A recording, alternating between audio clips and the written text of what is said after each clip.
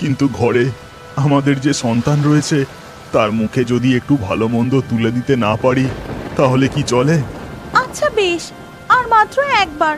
একে তো সমানে বৃষ্টি হয়ে চলেছে, আর যা মেঘ করেছে তাতে বৃষ্টি এক্ষুনি থামবে বলে মনেও হচ্ছে না। এদিকে সন্দেহ হয়ে আসছে। এই কথা হবার পরই ভুবন আরও একবার জালটা পদ্মা নদীতে ফেলে। তখন বৃষ্টির বেগ যেন আরও বেড়ে যায়, ঘন ঘন বাজ পড়তে থাকে। বলছি শুনছো, আমার খুব ভয় করছে, চলো এবার চলে যাই। হ্যাঁ হ্যাঁ, হয়ে গেছে, চলো চলো এবার বাড়ি ফিরে যাই। এরপর ভুবন ও কলমি জাল কাঁধে নিয়ে মাছের হাঁড়ি মাথায় করে জঙ্গলের পথ ধরে এগোতে থাকে। কিন্তু হঠাৎ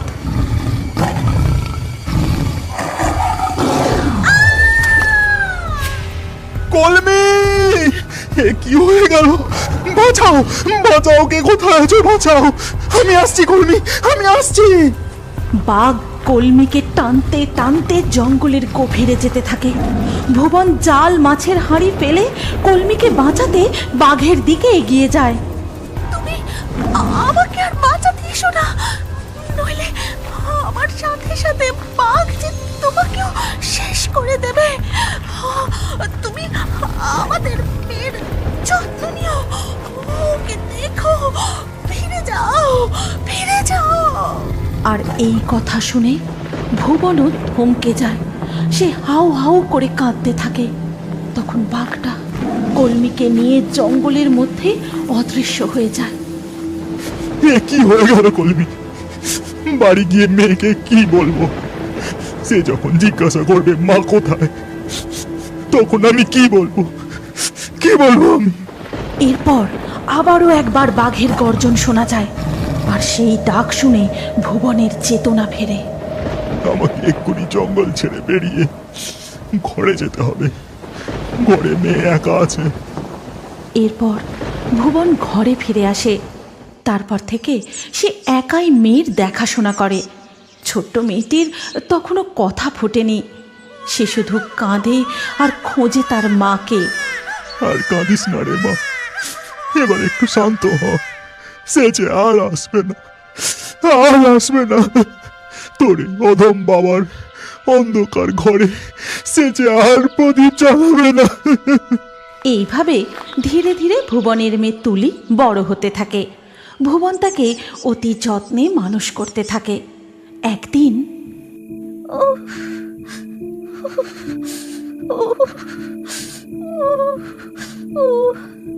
তোর খুব কষ্ট হচ্ছে না রে মা?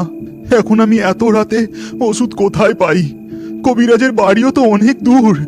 তোকে এই জ্বর গায়ে একা রেখে সেখানে যাই কি করে? মাগো, মাগো, কি কষ্ট হচ্ছে মাগো। না না, যেভাবেই হোক আমাকে ওষুধ আনতেই হবে। মেয়েটা বড্ড কষ্ট পাচ্ছে। এই কথা বলে ভুবন বাধ্য হয়ে মেয়েকে ঘরে একা রেখেই বেরিয়ে পড়ে। কিন্তু পথে কিছু দূর যেতেই বলছি একটু দাঁড়ালে ভালো হতো। কে তুমি? এই অন্ধকারে একলা বউ মানুষ? আর আমার দাঁড়ালেও চলবে না গো, ঘরে আমার অসুস্থ মেয়ে একলা আছে। আমায় এক্ষুনি ওষুধ আনতে যেতে হবে।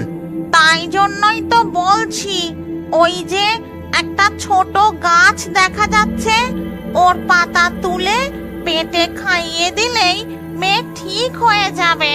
তুমি ঠিক বলছো? আমি এক্ষুনি নিয়ে যাচ্ছি। দিশেহারা ভুবন কিছু না ভেবেই দ্রুত সেই পাতা তুলে নিয়ে চলে যায়। তারপর বাড়ি পৌঁছে পাতা বেটে মেয়েকে খাইয়ে দেয়। আর কিছুক্ষণ পর বাবা, আমার কি হয়েছে? তুমি এমন অবাক হয়ে আমার দিকে তাকিয়ে আছো কেন? কিছু না, কিছু না। তোর একটু জ্বর হয়েছিল, ওষুধ দিয়েছিলাম। তা এখন শরীরটা কেমন লাগছে মা? আমি ভালো আছি বাবা, তুমি আর চিন্তা করো না। এইভাবেই ভুবন ও তুলির দিন কাটতে থাকে। আর কলমি সব সময় তাদের সাথে ছায়ার মতো ঘুরে বেড়ায়। তুলির যে কোনো কষ্টে, ভুবনের যে কোনো অসুবিধাতেই সে সব সময় নানানভাবে তাদের সাহায্য করে থাকে। একদিন ও বাবা, কতক্ষণ তো হয়ে গেল নদীতে জাল ফেলেছো, এবার জালটা তোলো। এই তো মা, তুলছি। সকাল থেকে কতবার তো জাল ফেললাম, আজকে যে কেন একটাও মাছ উঠছে না বুঝতেই পারছি না। এই কথা শুনতেই কলমির আত্মা নদীর জলে ডুব দেয়। তারপর জাদু করে ভুবনের জালে অনেক মাছ এনে দেয়। এরপর ভুবন জালটা টেনে তুলতেই ও তুলিমা, দেখ দেখ জালে কত মাছ পড়েছে। কি মজা, কি মজা, কত মাছ, কত মাছ। কিন্তু বাবা, একটাও তো ইলিশ মাছ পড়েনি। না মা, ইলিশ মাছ পড়েনি। যাকগে, যা মাছ পেয়েছি তা বিক্রি করে যা 2 পয়সা হয় সেই ভালো।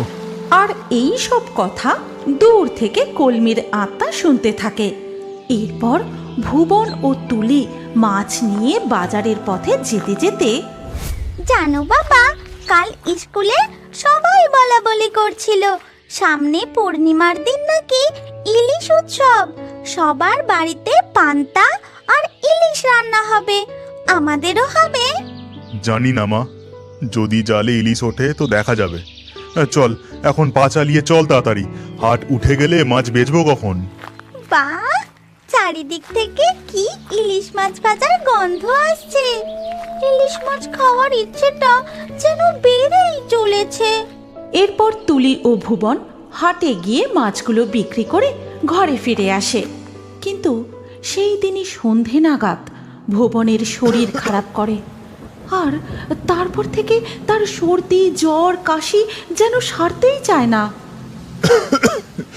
আজও শরীরটা ভালো হলো না, দেখতে দেখতে 4 দিন পেরিয়ে গেল। আজ পূর্ণিমা, মেয়েটা একটু ইলিশ মাছ খেতে চেয়েছিল। এদিকে নদীতে জালও ফেলতে পারলাম না। তুলি, মা তুলি। যাই বাবা, উঠানে আছি, এক্ষুনি আসছি। তুলি তাড়াতাড়ি করে ঘরে চলে আসে। ডাকছিলে বাবা, কিছু দরকার ছিল? জল দেব? ওরে না রে, অত চিন্তা করতে হবে না। এই কপাল পোড়া বাপের আর কত যত্ন করবি। হ্যাঁ রে, তুই কিছু খেয়েছিস? হ্যাঁ বাবা, ঘরে মুড়ি ছিল, জল দিয়ে মুড়ি খেয়েছি। আজ পূর্ণিমা, ইলিশ উৎসব, তোর ইলিশ মাছ খেতে খুব ইচ্ছা করছে না রে? না না বাবা, একদম না। তুমি ঘুমিয়ে পড়ো, আমি তোমায় একটু হাওয়া করি। ভুবন অসুস্থ শরীরে কাঁপতে কাঁপতে শুয়ে পড়ে। তখন হঠাৎ কিছু মানুষের কোলাহল শোনা যায়।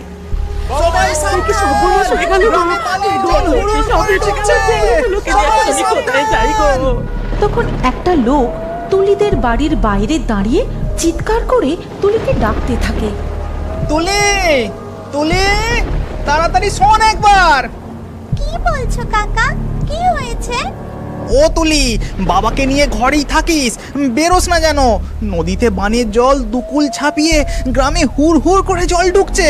এখন আমি চললাম, সাবধানে থাকিস। কিছুক্ষণের মধ্যেই বানের জল হুড় হুড় করে তুলিদের উঠান পর্যন্ত চলে আসে। আর সেই জলের সাথে বাবা, পানির জলে উঠানে কত ইলিশ মাছ ভেসে এসেছে, দেখবে এসো।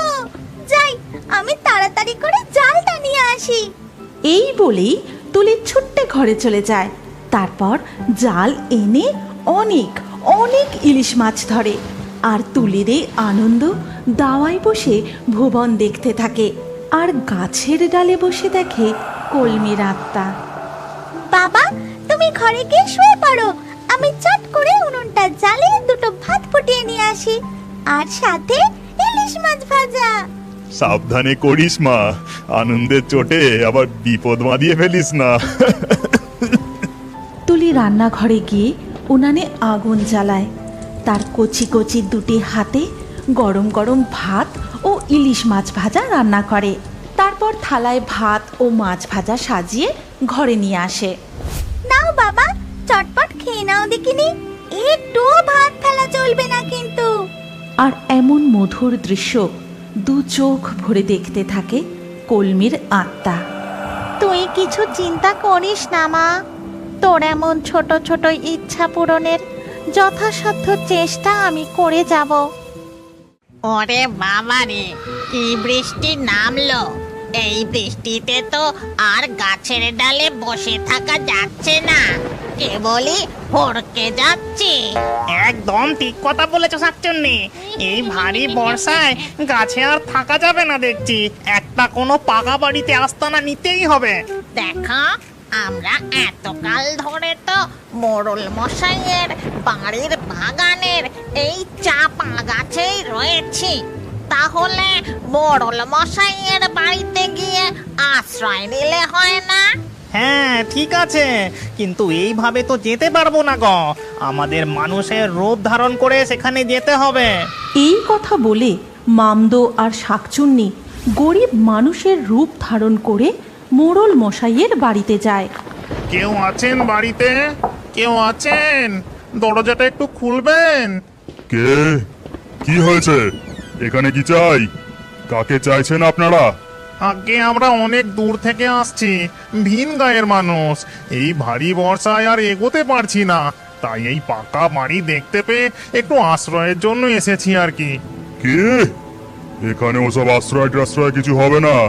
চেনা নেই জানা নেই, কোত্থেকে চলে এলো যত সব।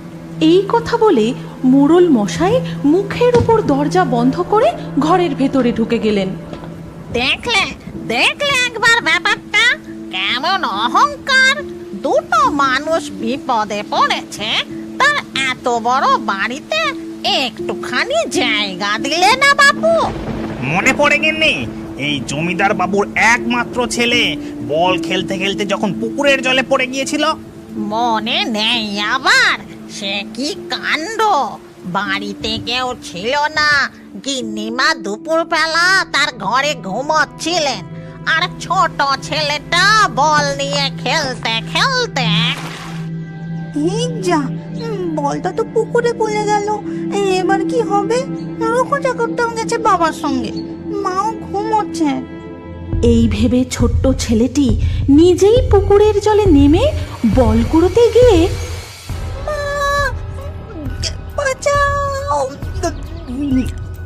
সেই ডাক শুনতে পেয়ে মোড়ল গিন্নি তাড়াতাড়ি করে পুকুর ঘাটে ছুটে আসেন। ওগো, কে কোথায় আছো গো? আমার ছেলেকে বাঁচাও, আমার ছেলেকে বাঁচাও। শাকচুন্নি, আর দেরি করা ঠিক হবে না। এখানে তেমন কেউ নেই, ওই ছেলেকে আমাকেই বাঁচাতে হবে। এই কথা বলে মামদো চাপা গাছ থেকে পুকুরের জলে ঝাঁপ দিয়ে তার লম্বা লম্বা দুটো হাত বার করে মোড়ল মশাইয়ের ছেলেকে তুলে পাড়ে শুইয়ে দেয়। আর তাই দেখে, ও মা গো, এ যে ভূত! এবার কি হবে গো? এবার যে ভূতে গেল গো! মোড়ল গিন্নি ভূতের ভয় সেখানেই অজ্ঞান হয়ে পড়ে যায়। তখন কে বাঁচিয়েছিল? এই আমি। তখন কি আমি বিচার করেছিলাম যে আমার ছেলে নাকি মোড়ল মশাইয়ের ছেলে? মামদো আর শাকচুন্নি যখন এই কথা বলতে ব্যস্ত, তখন পিছন থেকে, বলছি, যদি কিছু না মনে করেন তাহলে একটা কথা বলি। আমি গরিব চাকর মানুষ, আমার অবস্থা তেমন নয়। তবে আপনারা পথিক, এই ভারী বর্ষায় কোথায় যাবেন? যদি মনে করেন তাহলে এই গরিব মানুষের ঘরে যেতে পারেন। অত কিন্তু কিন্তু করছো কেন ভাইয়া? তুমি নিজে থেকে আমাদের আশ্রয় দিতে চেয়েছো, এটাই তো আমাদের অনেক বড় পাওনা। এই কথা বলে শাকচুন্নি ও মামদো মোড়ল মশাইয়ের চাকর রঘুর সঙ্গে তার ঘরে যায়। আসুন, এই হলো গিয়ে আমার কুঁড়ে ঘর। এখানেই যেভাবে হোক মাথা গুঁজে রাতটুকু কাটিয়ে দিন, কাল দিনের আলোয় কিছু ব্যবস্থা করা যাবে খন। অনেক উপকার করলে ভাই, এই উপকার আমরা চিরকাল মনে রাখবো। আপনারা একটু বিশ্রাম করুন, আমি দেখি খাবারের কি ব্যবস্থা করতে পারি। এই কথা বলে রঘু সেই মুষলধারে বৃষ্টির মধ্যে ভাঙা ছাতাটা কোনো রকমে মাথায় তুলে আবার ঘর থেকে বেরিয়ে পড়ে। এই রে, বৃষ্টির বেগ যে আরো বেড়ে গেল দেখছি। ঘরের চাল দিয়েও যে হুড়হুড় করে জল ঢুকছে। তাহলে আর দেরি কিসের শাকচুন্নি? চলো আমরা দুজন জাদু করে এই ঘরের চাল একেবারে সারিয়ে ফেলি। তারপরেই মামদো আর শাকচুন্নি তাদের নিজেদের রূপ ধারণ করে। তারপর হিরিং বিরিং ছট, ঘরের চাল ঠিক হয়ে যা চটপট। আর সাথে সাথেই ঘরের চাল নতুন হয়ে যায় এবং বৃষ্টির জল পড়াও বন্ধ হয়ে যায়। সঙ্গে সঙ্গেই মামদো আর শাকচুন্নি আবার মানুষের রূপ ধারণ করে নেয়। তারপর রঘু ঘরে ঢুকে বলে, কিছু মনে করবেন না, গরিবের ঘর, শুধু সিদ্ধ ভাত আর কাঁচা লঙ্কা ছাড়া কিছুই ছিল না। দুটি মাছ ভাত যে খাওয়াবো তার সামর্থ্য কোথায়? তুমি অমন করে বলো না ভাই, এমন ঝড় বাদলের দিনে এই আমাদের কাছে অমৃত। এসো, তুমিও আমাদের সাথে বসে খাও। এরপর সেই ভাত ও কাঁচা লঙ্কা রঘু, মামদো ও শাকচুন্নি তিনজনে মিলে খুব তৃপ্তির সাথে খেতে থাকে। ভাই রঘু, আর একটু লবণ পাওয়া যাবে? হ্যাঁ হ্যাঁ, নিশ্চয়ই, আমি এখনই নিয়ে আসছি। উঠোন পেরোলেই আমার ছোট্ট এক ফালি রান্নাঘর, আমি যাবো আর আসবো। রঘু লবণ আনতে ঘর থেকে বেরিয়ে যেতেই শাকচুন্নি বলে, তুমি এত লবণ কি করবে? তোমার তো ভাত খাওয়া প্রায় শেষই হয়ে গেছে। আচ্ছা শাকচুন্নি, আমরা যদি জাদু করে রঘুর জন্য মোড়ল মশাইয়ের পুকুরের সব মাছ ওর উঠোনে এনে দিই? এই কথা বলতেই শাকচুন্নি ও মামদো আবারও নিজেদের আসল রূপ ধারণ করে আর বলতে শুরু করে, হিরিং বিরিং ছট, মোড়ল মশাইয়ের পুকুরের মাছ রঘুর উঠানে আয় চটপট। এরপরেই হঠাৎ রঘুর গলা পাওয়া যায়। বাইরে তখন ঝমঝম করে বৃষ্টি পড়ছে, আর সেই বৃষ্টির মধ্যে উঠানে দাঁড়িয়েই রঘু চিৎকার করে বলছে, এ কি কাণ্ড গো! বর্ষায় পুকুর থেকে মাছ উঠে এসে আমার উঠোনে একেবারে প্যারেড করতে লেগেছে যে। তখন শাকচুন্নি ও মামদো আবারও মানুষের রূপ ধারণ করে বাইরে এসে দাঁড়ায়। আরে ও ভাই, তুমি কি শুধু দাঁড়িয়ে দাঁড়িয়ে দেখবে নাকি? তাড়াতাড়ি মাছগুলোকে ধরো, ওরা যে সব পালিয়ে যাবে। এরপর রঘু, মামদো আর শাকচুন্নি তিনজন মিলে রঘুর উঠোন থেকে মাছ ধরে একটা ঝুড়িতে ভরতে থাকে। আর সমস্ত মাছ ধরা হয়ে গেলে, শোনো ভাই রঘু, কাল সকালবেলা হলেই এই মাছগুলো নিয়ে গিয়ে বাজারে বিক্রি করে দিও। এই বর্ষাকালে তুমি ভালোই দাম পাবে। হ্যাঁ সে ঠিক আছে, কিন্তু দেখুন দেখিনি কি কাণ্ড! মাছ ধরতে গিয়ে আপনারা দুজন যে একেবারে ভিজে গেছেন। চলুন চলুন, তাড়াতাড়ি ঘরে চলুন। এরপর ধীরে ধীরে রাত কেটে যায়। দিনের আলো ফোটার সাথে সাথেই বৃষ্টিও থেমে যায়। তখন মামদো আর শাকচুন্নি, ভাই রঘু, তুমি আমাদের বড় উপকার করলে, তার জন্য তোমাকে আমরা কিছু উপহার দিতে চাই।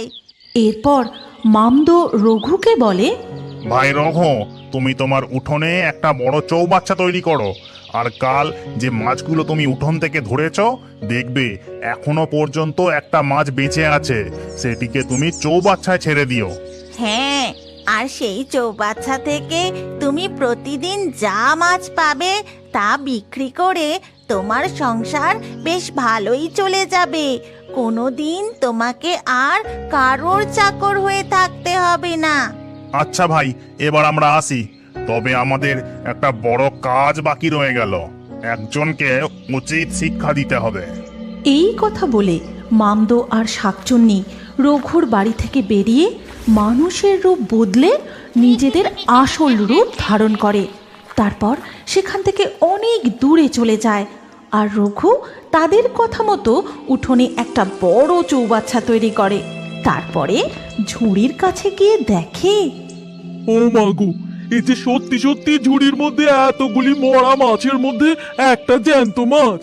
যাই বাবা, তাড়াতাড়ি করে গিয়ে চৌবাচ্চা ছেড়ে দিই। কাল রাতে নিশ্চয়ই আমার ঘরে ওনারা দুজন ভগবান হয়ে এসেছিলেন, ভগবান।